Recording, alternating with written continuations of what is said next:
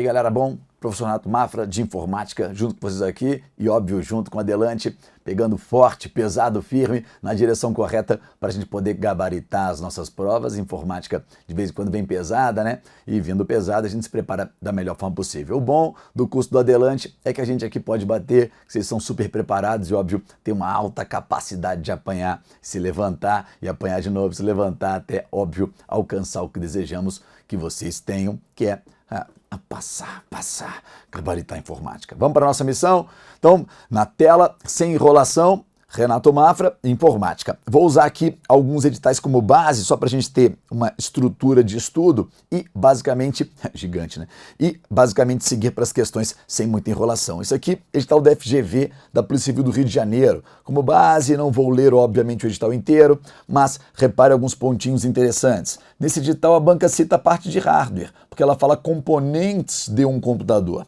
Então, ele fala de processador, de memória, periféricos, dispositivo de armazenamento. Eu falei que eu não vou ler tudo, não. Depois ele salta para sistema operacional, fala do Windows 10. Lembra que o Windows 10 nem é o mais novo, sim, mas aquele mais cobrado em prova, o mais novo já é o Windows 11. Fala sobre editores de texto, define quais funções cobrará dentro de cada um deles. Depois ela vai avançando e vai falar também sobre planilhas, olha lá, planilhas, vamos ver de quem ela fala, se é do pacote Office ou do pacote LibreOffice, pacote aberto.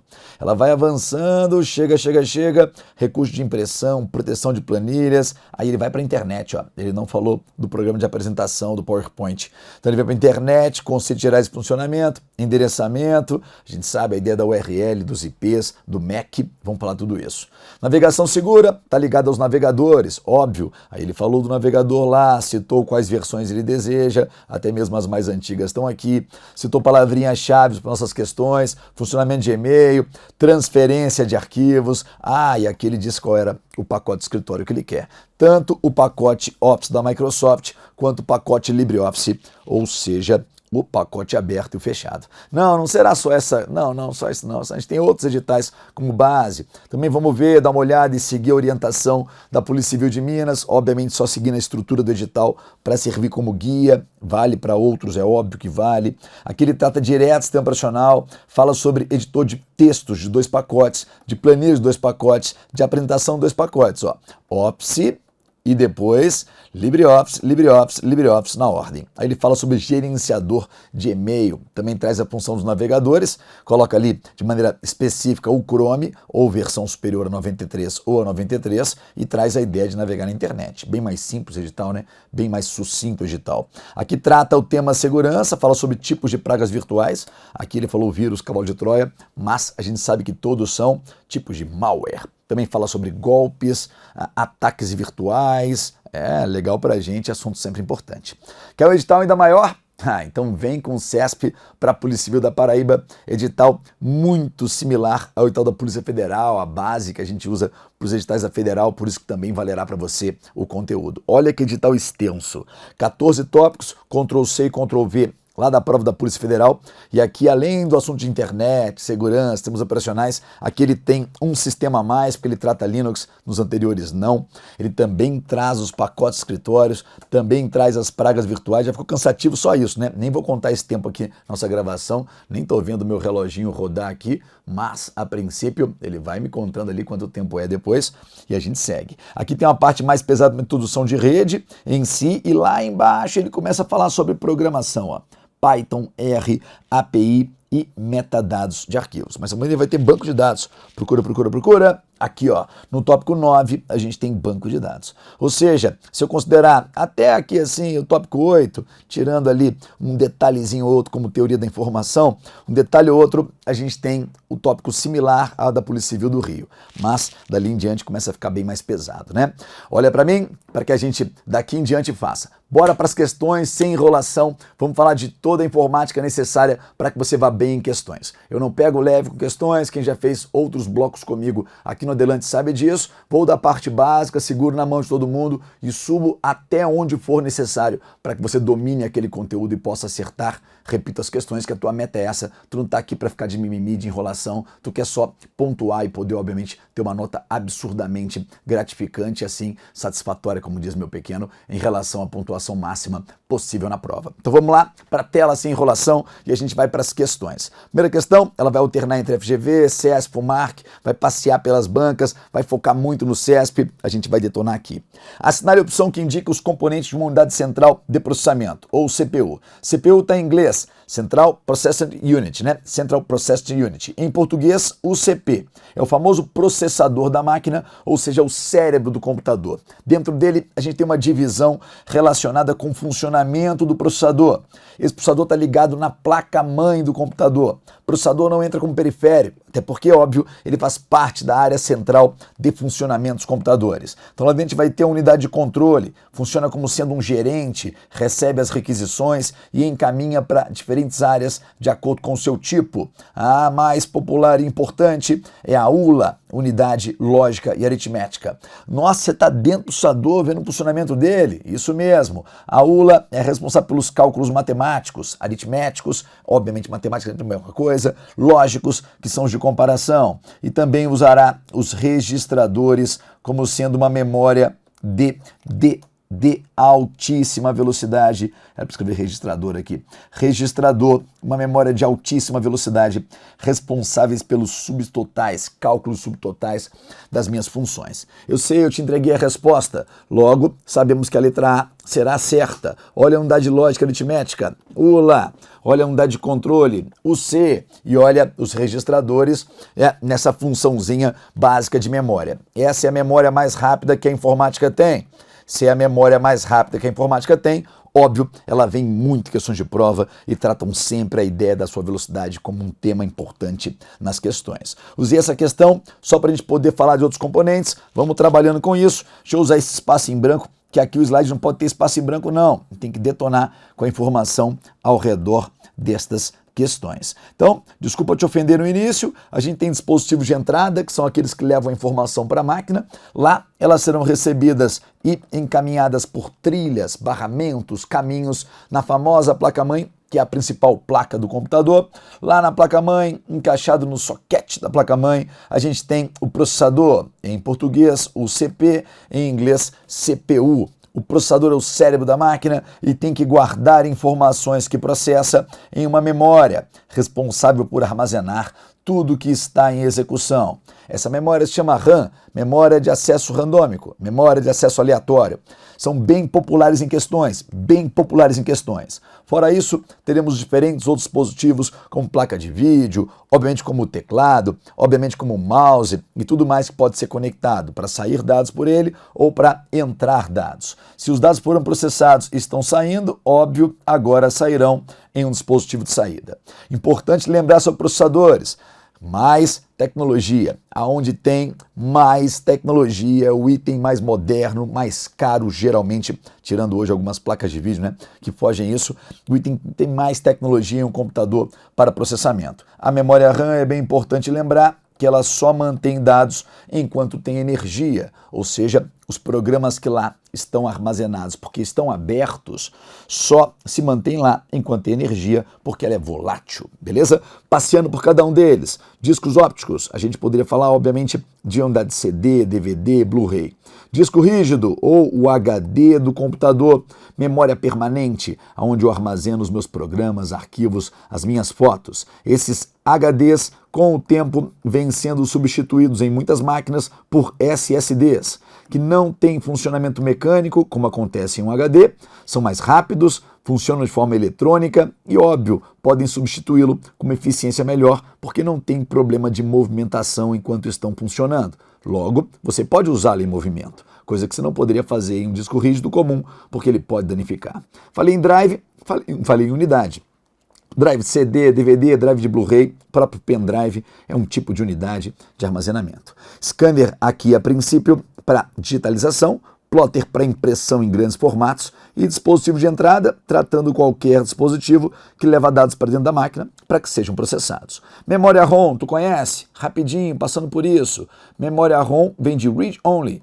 Read Only Memory, uma memória de apenas leitura. Ela vem integrada à placa-mãe e serve para armazenar processos de inicialização, como o famoso BIOS, que aparece muito em prova. Armazena também o setup utilitário, que configura os parâmetros do BIOS, e o POST, que apareceu recentemente em concurso, em um dos itens, e muita gente boiou em relação à questão. Polícia Civil do Paraná, né? Tava lá POST. Memória RAM, essa citada como sendo a principal memória, e cache, que é quando pegamos um pouco de memória RAM e colocamos dentro do processador para evitar que ele saia tanto e perca desempenho. Aí essa é uma RAM chamada de SRAM, que é uma RAM estática, bem mais rápida que uma RAM comum, que é chamada de DRAM, que é uma RAM dinâmica em si. Mouse, desculpa por isso, teclado, me desculpa também, e impressora. Mouse e teclado, dispositivo de entrada e impressora de saída. Só uma passeadinha usando a questão como tema para poder abordar o máximo possível sobre ela. Letra A, sem enrolação, resposta que temos. Só mais uma desse tema hardware e software e a gente segue para a parte desses temas operacionais, rede, segurança, que óbvio valem mais, tá? Memórias são dispositivos que permitem um computador armazenar dados. Temporária ou permanente. Legal. Sempre que falar memória temporária, você vai lembrar da memória RAM e as suas variações, como a SRAM e a DRAM que eu citei. Ainda tem outras, tá? Por exemplo, a VRAM. Já a memória permanente também pode chamar de armazenamento em massa. E as memórias de armazenamento em massa, aí a gente tem uma variedade muito maior. HD, a gente tem o SSD, a gente tem o pendrive, que é um tipo de memória flash drive. Tudo bem que o SSD também usa memórias flashes, a gente tem CD, a gente tem o DVD, a gente tem o Blue Disk, a gente tem outras memórias de armazenamento permanente, como fitas magnéticas, LTOs e assim por diante. Sobre os tipos de memória de computador, assinale a alternativa correta. Letra A. Disco rígido é um dispositivo de armazenamento volátil. Gente, volátil é temporário. O disco rígido não é temporário. O disco rígido é permanente. Logo, se ele falou que é temporário, está erradíssimo o item, está erradíssima a letra A. Letra B diz, pendrive é uma memória principal. Memória principal é aquela que o processador usa para armazenar informações que estão sendo processadas. Logo, o pendrive não é uma memória principal. Pendrive é memória secundária ou de massa. ROM é uma memória secundária. Não. ROM é uma memória primária. Primária significa, repito, que ela trocará dados diretamente com o processador e a ROM consegue fazer isso. Estamos entre duas opções. Letra D diz, RAM é uma memória volátil. Opa, falei temporária, falei volátil, eu lembro sempre da RAM. RAM é a principal memória, é uma memória primária, porque troca dados para o processador. Sim, RAM é uma memória volátil. Letra D de dado é a nossa resposta correta. Letra E diz, só passando pelas erradas, tá? Disco óptico utiliza a mesma tecnologia de memória cache. Não. Memória cache usa energia, ela é eletrônica. E um disco óptico usa luz, usa laser, para poder fazer a leitura e gravação dos dados que lá estão, beleza? Então não é a mesma tecnologia. HD usa magnetismo, memórias eletrônicas, energia, óbvio, a gente tem métodos diferentes de gravação. Então, olha para mim, foi só para dar uma passeadinha pelo tema hardware, aposto que já estudou em qualquer apostila para concurso, aquela parte que fala sobre a parte física, a parte lógica, hardware e software, o sistema computacional como um todo, que é um conjunto de componentes eletrônicos que processa dados de acordo com o software. Já viu isso, aposto eu. Já viu as categorias de programas, não já? O básico necessário para que a máquina funcione, o utilitário não necessário, mas tua máquina acaba ficando melhor com ela, não em relação a melhorias de entretenimento, melhoria de segurança, funcionamento, como antivírus, como firewall, até que pode atrapalhar um pouquinho o desempenho para você que está usando, mas em relação ao funcionamento de segurança, ela pode somar alguma coisa. Sabemos que antivírus e firewalls não são perfeitos e obviamente não trabalham sozinhos por conta própria. Sabemos que as regras de configuração e as atualizações são importantes, mas falaremos disso ainda na parte de segurança, beleza? Então, uma passeadinha por isso, entende os componentes, se para você é importante e cairá na tua prova, faz um desenho aí, pelo menos desenha uma placa-mãe, o lugar que encaixa o processador, o lugar que encaixa a memória principal, que memória pode ser secundária, a principal é necessária, que é a memória RAM, a ROM também acaba presa à placa-mãe, e aí, basicamente, eu não preciso de outra, mas acabo tendo para armazenar o Windows, para armazenar o Linux e lá colocar os meus programas. Você pensa, eu não preciso de outra, tá doidão, Mafra? Claro que eu preciso, HD é obrigatório. Não é não. Ah, um SSD então? Não é. Ué, Mafra, então onde é que eu vou instalar o meu sistema operacional? Pode ser que você não tenha nenhuma memória secundária e o sistema operacional seja carregado pela rede. Quando a máquina inicia, ele vai fazer o boot lá pela rede, capturar informações de alguma outra máquina que está servindo aquele sistema operacional, trazê-la para a memória principal RAM e exibi-la pelo funcionamento da máquina sem ter memória secundária. Cuidado com esses peguinhas, desenhe uma vez dispositivo de entrada e saída, cita isso, webcam, entra dados. Óbvio, impressora, sai dados. Não, para mim impressora entra e sai. Só se ela for multifuncional, porque por padrão toda impressora apenas sai dados. Exclusivamente sai dados, aí não caberia para multifuncional, tu sabe disso. Vamos entrar então de sola, óbvio, no jogo limpo, mas de sola forte, porque aqui não tem brincadeira. Vai para a tela e a gente faz sistemas operacionais e, óbvio, entramos em outros temas a partir daí. Há 3 dias. No Windows, desculpa te ofender com essa observação, tá? Windows ou Microsoft Windows, sistema operacional da Microsoft, sistema proprietário, ou seja, você pagará pelo direito de uso. Você não vira dono, dono é a Microsoft. No Windows, a extensão de um arquivo indica a forma pela qual ele deve ser tratado pelo sistema. Legal? A extensão, de fato, indicará 2 coisas. A extensão indica o tipo de arquivo e indica que programa vai abrir aquele arquivo no seu computador. Se for sistema Linux, a extensão não é obrigatória, mas no Windows, arquivos do usuário têm, por padrão, uma extensão. A extensão sempre tem letra? Não é regra. Sempre tem número? Não é regra. Pode ter intercalando letra e número. Sempre tem 3 caracteres? Também não, né? Quem estudou Python, por exemplo, a gente sabe que no Python o nome é nome.py, ou seja, tem que ter 3 caracteres para quê, né? Aqui ele cita algumas, ó. Observe a lista de extensões a seguir. CSV caiu em prova muito boa, caiu em prova do DPEM, se eu não me engano, recentemente, 2021, caiu na prova CSV, tá? Para quem não conhece, vou colocar aqui a explicação de cada uma delas, tá? CSV seria conteúdo separado por vírgula. Na prática, é o contrário, né? Na prática é valor separado por vírgula, common, né? Vírgula in English. Então aqui, conteúdo separado por vírgula. DocX, arquivos de documento de texto, do Word, versão 2007 para frente, porque veio com o X, antes era só doc. EXE, arquivo executável, ou seja, lá tem uma aplicação, tem um programa, tem um instalador de alguma coisa. GIF, todo mundo sabe. Sim, GIF é um arquivo de imagem, geralmente uma imagem animada. HTML, um arquivo de formato de páginas de internet. JPG ou JPEG, uma imagem. PDF, um documento de formato portátil. PNG, também uma imagem, podendo ter fundo transparente, e TXT, um arquivo de texto. Só usei esta questão para poder citar várias funçõezinhas de extensões. Nessa lista, o número de extensões normalmente associados a imagens é... vamos procurar. Imagens. Imagens temos o GIF, imagem, JPEG, imagem, e PNG, imagem. 3, resposta. Nossa, somos gênios! Sim, somos gênios em ainda fase de montagem, né? Mas somos gênios. Olha o que você poderia levar também da questão. LSX, que é do Excel. Você poderia levar PPTX, que é do PowerPoint. Você poderia levar ODT, que é do Writer. ODS, que é do Calc. Poderia levar ODP, aqui eu não dei. ODP, que é do Impress. Nossa, Mafra, mas quanto programa? Como é que eu vou decidir quais extensões eu tenho que lembrar, Mafra? Depende do teu edital, né? Teu edital tem pacote Office, então tem que saber as extensões do pacote Office. Seu edital tem pacote LibreOffice, então saiba as extensões do LibreOffice.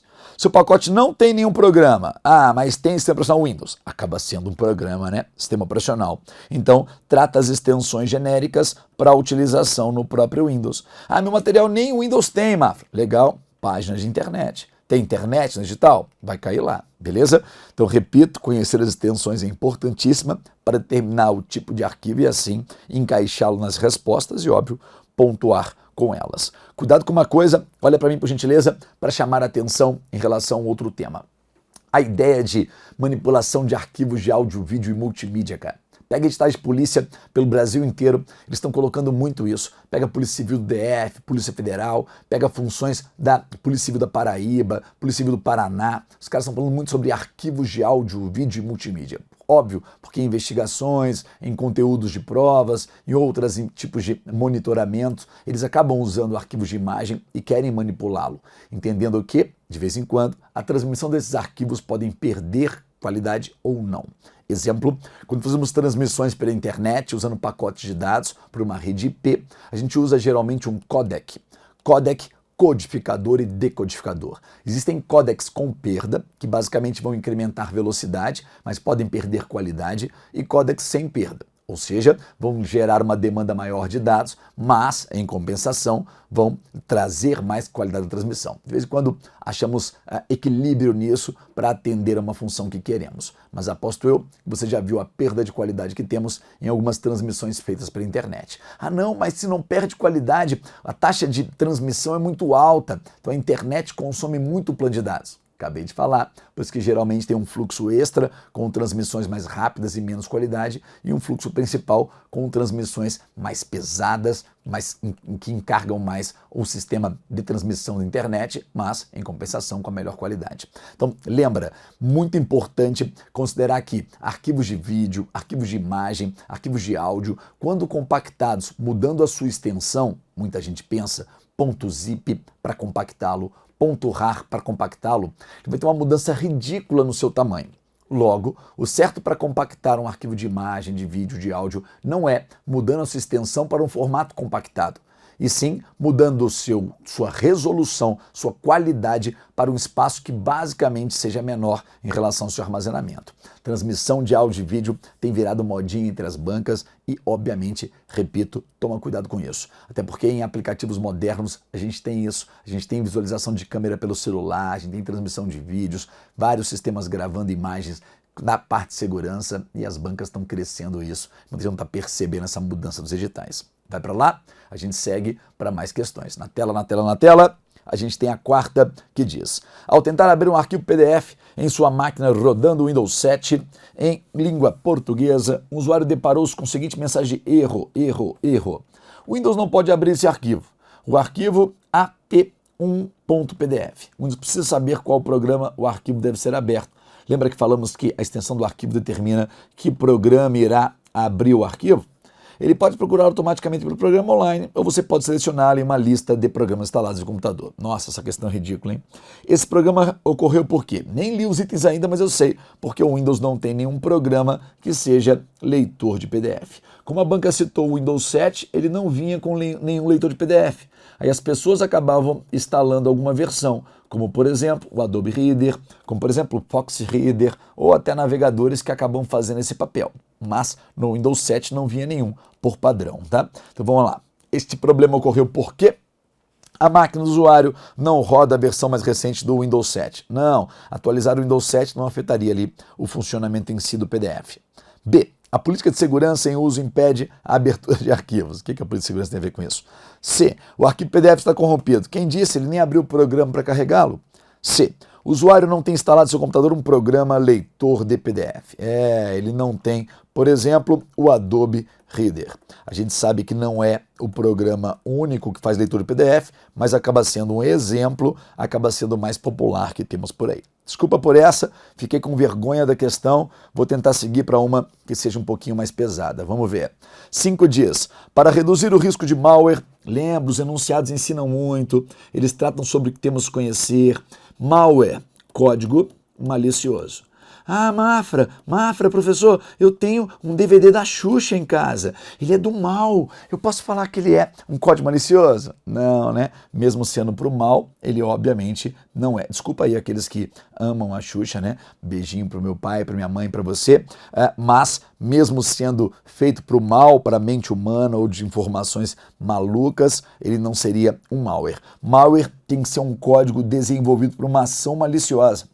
Roubar dados, alterar dados, capturar, bloquear, sequestrar dados, enganar o usuário, roubar dados, roubar alguma função do usuário, criar cópias automáticas entre máquinas, explorar vulnerabilidade, alguma função maliciosa sem o consentimento do usuário, tá? Ele fala por meio do monitoramento do computador para evitar que esses programas maliciosos modifiquem configurações do profissional, deve ser usado o seguinte recurso no Windows 10. Legal. VBS, Visual Basic aqui, será que é? Não. Se fosse isso, seria obviamente uma função de script, alguma coisa, não tem nada a ver com isso. Windows Firewall, pô, esse cara aqui é de segurança, hein? Esse cara aqui é bom, mas esse cara aqui, ele vai servir para monitorar conexões.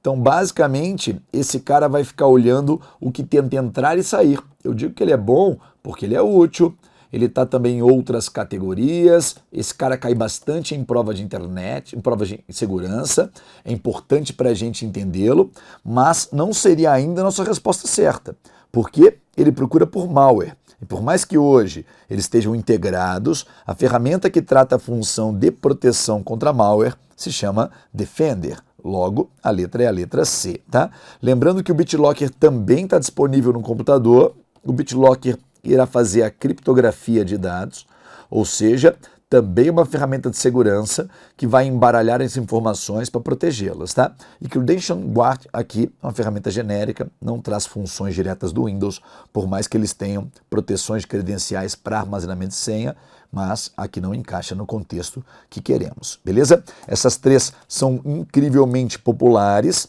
e temos o Defender, repito, como nossa resposta. Cuidado, porque agora no Windows 10 o Defender também acompanha o nome Firewall. Então o Firewall é o Windows Defender Firewall, mas em si, no caso da questão em 2018, a abordagem foi feita separadamente.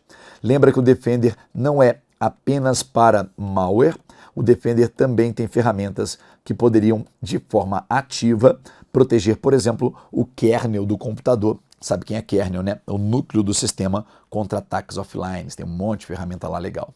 Opa, chegamos ao CESP, Polícia Federal, Papa Fox 2018. Marta tem problema e a gente vai ajudá-la. Marta utiliza uma estação de trabalho que executa o sistema operacional Windows 10 e está conectada à rede local da empresa em que ela trabalha. Ela acessa usualmente os sites, sítios da intranet da empresa e também sítios da internet pública. Após navegar por vários sítios, Marta verificou o histórico de navegação e identificou que em um dos sítios acessados com sucesso por meio do protocolo HTTP, protocolo para transferência de hipertexto, tinha o endereço 172.20.1.1. Tendo como referência a situação hipotética, julguem o item a seguir. O sistema operacional utilizado na estação de trabalho de Marta inclui nativamente a plataforma Windows Defender. Ah, olha lá. Composto por ferramentas de antivírus e firewall pessoal, entre outras. Foi o que eu te expliquei da questão passada, ó. Defender integra funções hoje também de firewall. Logo o item está certo, tá? Olha para mim para eu trazer uma informação legal sobre essa questão.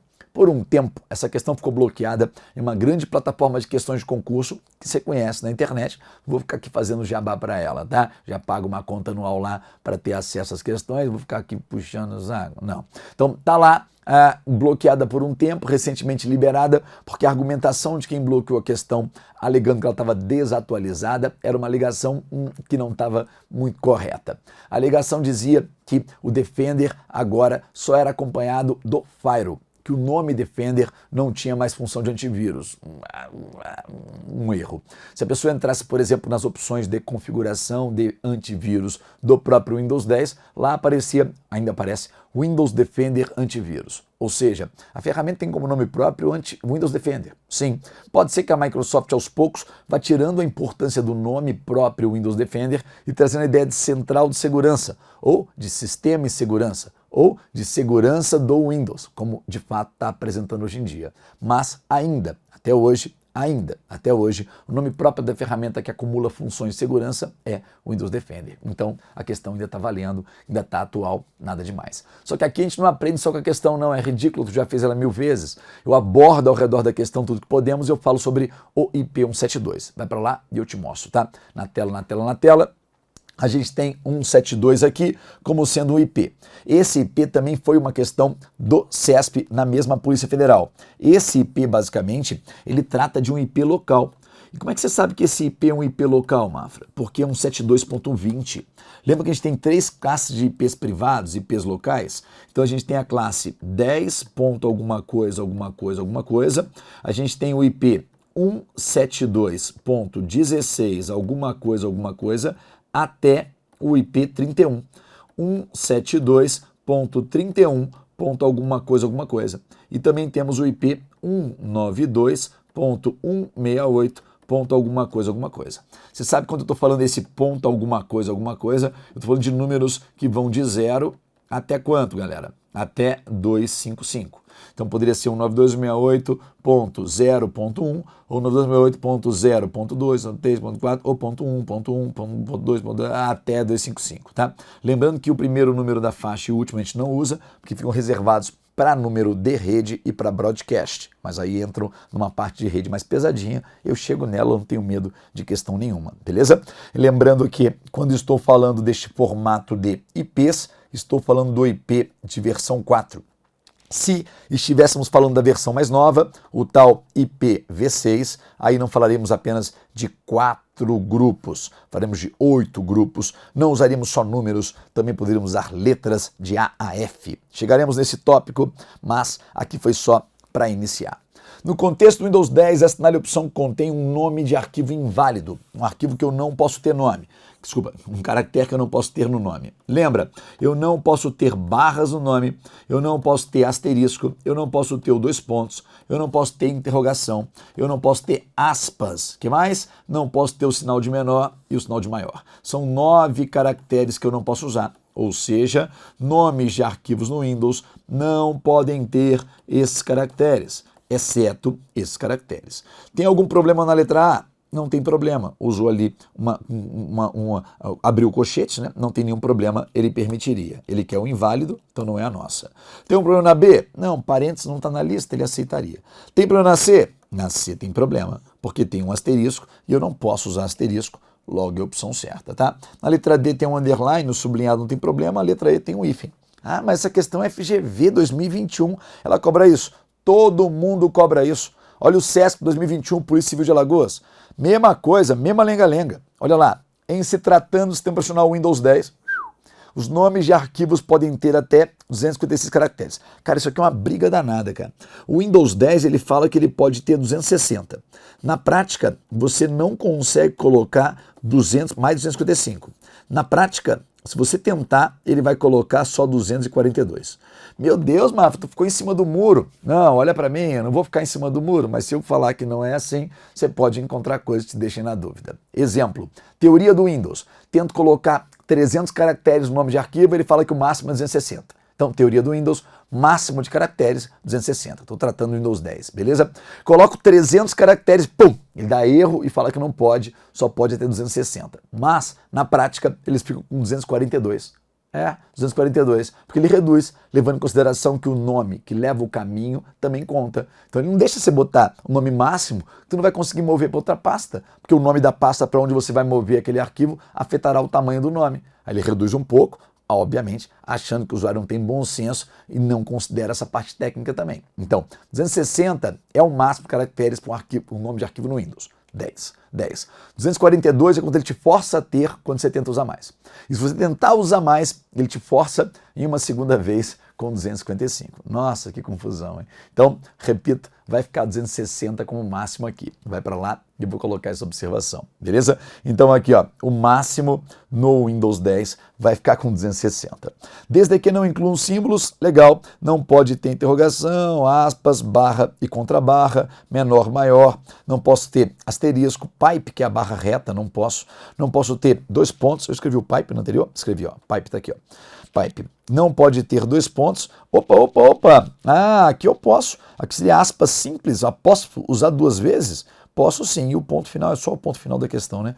Então, posso, não tá certo aquilo ali não, né? Tá errado porque ele botou caractere que não poderia. Que maldade, a banca foi além, né? Além cobrou isso, nossa.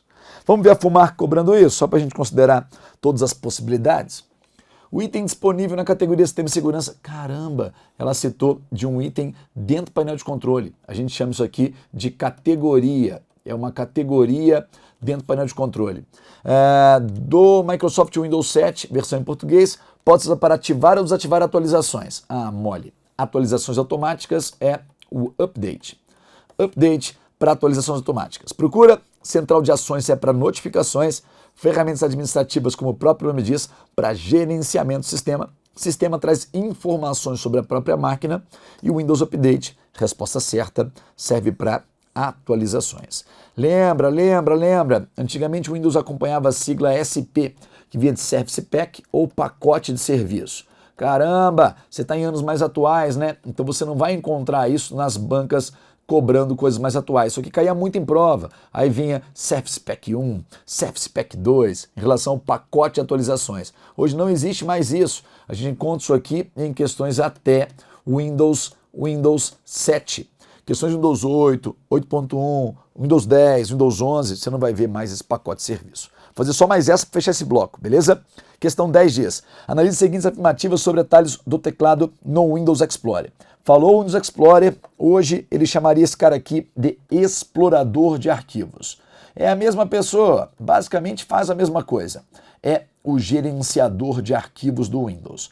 Pode parecer ridículo, mas é lá que as bancas usam muitas e muitas questões bobíssimas para cobrar prática no sistema. Os tópicos que cobram isso aqui falam sobre a organização e gerenciamento de arquivos, pastas e programas, ou seja, a parte prática de usar o sistema. Primeiro item diz, Ctrl X, ridícula, recorta, né? Permite recortar, beleza, o conteúdo para a área de transferência. Legal, a área de transferência é uma memória temporária, e lá ficarão os itens que você copiou ou recortou. Ficarão até você substituí-lo ou terminar a sessão daquela máquina. Primeiro item, ok. Segundo item, Ctrl A é atalho, cara. Ctrl A de all de tudo. Ele vai selecionar tudo. Permite selecionar todo o conteúdo da pasta que estiver selecionada. Perfeito. Quer selecionar separadamente? Aleatoriamente? Você segura o Ctrl mais o clique. Professor, que tecla é essa, clique, hein? Clique com o mouse. Eu sabia, professor, eu sei que sabia. Ctrl mais clique seleciona aleatoriamente, ou seja, fora de sequência. E se fosse em sequência, poderia ser, obviamente, Shift mais clique. Aí você clica em quem quer, segura o Shift e clica no último. E Ctrl N. Ctrl N permite mapear uma nova unidade? Coisa nenhuma. Está errada a função. Ctrl N vai abrir uma nova janela daquele programa. Mapear uma unidade é, para quem não sabe, dar letra para uma unidade em rede. Não existe um atalho padrão para você fazer isso. Unidade em rede. Por quê? Porque você vai criar lá, por exemplo, o Z dois pontos, o U dois pontos, o O dois pontos e chamar arquivos que estão em outra máquina que está em rede com a sua. Fica legal para arquivamentos de dados, mas não tem um atalho, porque isso não é coisa feita tão corriqueiramente assim. Estão corretas afirmativas? 1 e 2 apenas. Letra A. Só porque eu gastei tempo no gabarito, no edital inicial aqui, esse eu vou esticar só um pouquinho, só para fazer o tema atalho aqui, porque aí eu saio desse tema atalho, tá? Fiquei um tempinho ali no edital e, óbvio, você não pode perder tempo com isso, tem que ser aqui maltratando nas questões. Em relação aos atalhos de teclado do Microsoft Windows 10, cara, toda banca gosta de atalho. Se tu vier me falar que, por exemplo, CESP não gosta, eu vou falar que você está cometendo uma gafe. CESP pode cobrar menos, de fato, cobra menos, mas cobra, beleza? Versão em português que eu relaciono as colunas a seguir. Item 1, tecla do logotipo do Windows e imagem associada. Ih, aqui saiu errinho, não era para ter aparecido isso. Tecla logotipo do Windows mais L. Ih, saiu em todas, essa mesma frescura, ó. Vacilei. Na hora que eu copiei a questão, ele colocou essa informação aqui. Sorry. Vai lá para cima. Tecla logotipo do Windows mais L. Windows mais L. Essa aqui caiu em prova do CESP 2021, cara. L vem de locket. Locket que vem de travar, que vem de bloquear o equipamento, bloquear o sistema. Vamos ver se a gente já sabe qual é essa. Primeiro item fala abrir o explorador, exibir e ocultar o trabalho. Bloquear tá aqui, ó. Bloquear tá aqui. Então, primeiro item vem para cá. Deixa eu ver se só tem um item ali. Não, esse aqui e esse aqui estão certos, esse aqui está errado. Legal, vamos procurar. Segundo item diz, tecla do logotipo do Windows mais R. R vem de run, que aqui a gente vai ter como executar. Ele vai executar com o comando de texto, seja lá qual a função que você colocar. Lá embaixo, ó, abrir a caixa de diálogo, executar. Tá aqui, ó. Então, 2 vem para cá. 2 vem para cá, 2 vem para cá. Resposta já é a letra C. Já é a letra C a resposta. Vamos ver. 3. Tecla logotipo do Windows mais E, abre o explorador. Explorador, que até o Windows 7 se chamava Windows Explorer. Explorador está aqui, ó. Lá em cima o item 3 está aqui. E lá embaixo, tecla do Windows mais D. D vem de desktop. Desktop. Desktop é a área de trabalho. Então aqui a gente ganha o item 4. Confirmando, 3, 4, 1 e 2. 3, 4, 1 e 2. Beleza. Essa é a última de atalho, se eu não me engano. Deixa eu ver. É a última de atalho. Legal. Eu fui para frente mesmo, não tem frescura com nada não. No explorador de arquivos, Windows Explorer do Windows 10. Tá vendo que ele vinculou? Só que esse cara aqui é no Windows 8, 8.1 e no 10. O Windows Explorer era o nome usado até Windows 7. Ah, Mafra, só traduziu. Não, só traduziu não, né? Porque agora em inglês o nome é File Explorer. Não só traduziu. Remasterizaram, redesenharam, reorganizaram o programa, trouxeram mais itens aos seus menus, trouxeram funções como acesso rápido, OneDrive, coisa que não tinha. Não tinha, pelo menos no Windows, repito, de versão 7. Para remover um arquivo previamente selecionado sem enviá-los para a lixeira. Nossa, ridícula. Sem enviá-lo para a lixeira, Shift Delete. Se você apertar só Delete, o arquivo vai ser movido para a lixeira. Ah, eu sei disso, Mafra. Tá tirando onda, pô. Tô virando pro hacker. Legal. Pro hacker, me responde uma coisa então. Tô considerando o Windows 10. Se eu selecionar um arquivo que está na minha área de trabalho, apertar Delete, só Delete, o arquivo vai de forma automática para a lixeira ou tem confirmação antes? Automática. Automática por quê? Se o arquivo está no meu computador, tem como recuperá-lo. Se tem como recuperá-lo, mover para a lixeira, obviamente, é algo passível de ser desfeito. Logo, o delete vai de forma automática para a lixeira. Sério, sério? E se eu segurar Shift Delete, também vai automático? Não, né? Shift Delete já não vai ter como recuperar, então Shift Delete não vai para a lixeira. Shift Delete vai excluir de forma permanente. Aqui não tem lixeira, beleza? Lembrando que essa situação hipotética que criei aqui em cima seria diferente se o arquivo estivesse numa unidade removível, como por exemplo um pendrive, como por exemplo uma memória de câmera. Aí, basicamente, não teria opção de ir para a lixeira, logo não seria automático. Aí teria confirmação, beleza? Os outros itens não fazem sentido, não cabe nem falar sobre eles. Olha para mim. Um bloco, fizemos 12 questões. Desculpa, perdi um pouquinho de tempo na parte inicial do edital, mas avançamos aí nessa estrutura para, óbvio, valer o seu tempo investido. Na próxima, a gente vai falar um pouquinho ainda de Windows, entrar na parte de internet, falar de rede, detonar, passar a parte de segurança e fantástico. A gente se vê no próximo bloco. Valeu, galera!